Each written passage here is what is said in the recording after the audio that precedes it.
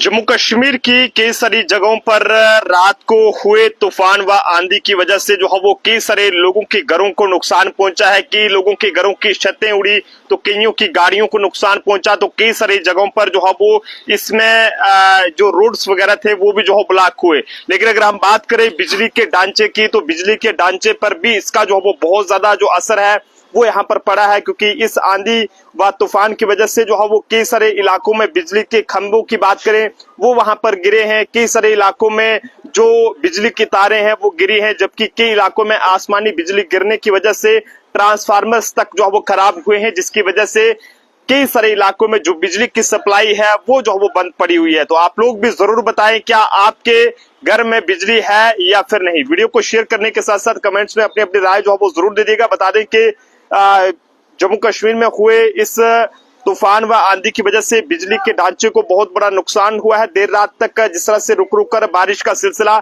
जम्मू कश्मीर में देखने को मिला। और जम्मू जिले की अगर बात करें तो जम्मू जिले में ही 100 से ज्यादा जो रिपोर्ट्स हमारे पास पहुंची उसके मुताबिक 100 से ज्यादा बिजली के खंभे जो है वो टूट गए हैं, जबकि आधा दर्जन के करीब बिजली के ट्रांसफार्मर्स जो है वो खराब हुए हैं। ऐसे में लोग जो है वो इंतजार कर रहे हैं कि आखिरकार कब जो है वो बिजली की सप्लाई बहाल होगी। तो आपको बताना चाहेंगे कि अभी अभी जो है वो जम्मू पावर द्वारा जो जेपीडीसीएल का ऑफिशियल अकाउंट है उनके द्वारा एक ट्वीट करके जो है वो इस बारे में एक जानकारी दी गई है, क्योंकि बिजली की कटौती जो है वो कई सारे इलाकों में देखने को मिल रही है, चाहे वो जम्मू हो, सांबा, कठुआ या फिर हम रियासी की बात करें वो हो। तो बता दें कि यहाँ पर जो है वो बिजली का असर बहुत ज्यादा पड़ा है। और बताना चाहेंगे कि यहाँ पर जो जानकारी अभी जेपीडीसीएल द्वारा ट्वीट करके दी गई है उसके मुताबिक यहाँ पर यह बताया गया है कि भारी तूफान के कारण 220 केवी ग्लैडनी सलाल सर्कट फर्स्ट और सेकंड व 220 केवी जो ग्लैडनी चुआदी जटवाल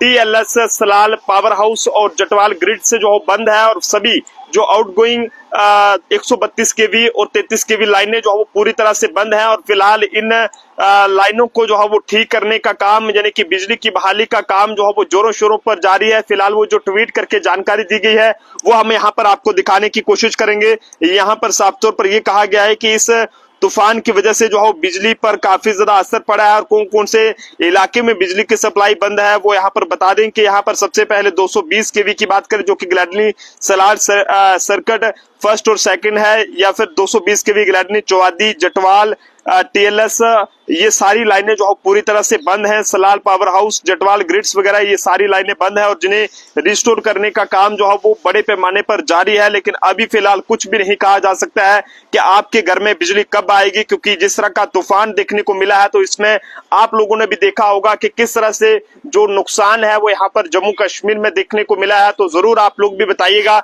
कि क्या आपके इलाके में भी इस तरह का तूफान हुआ है या फिर नहीं। बात करें अगर हम सांबा, कठुआ, बनी, बसोली या फिर हम जम्मू की बात करें, रियासी, कटरा के दूरदराज जो चसाना की अगर बात करें तो कई सारे इलाकों में खासकर रियासी में कई सारे लोगों के घरों को नुकसान पहुंचा है, क्योंकि वहां पर यह भी बताया जा रहा है कि वहां पर बादल भी फटा है।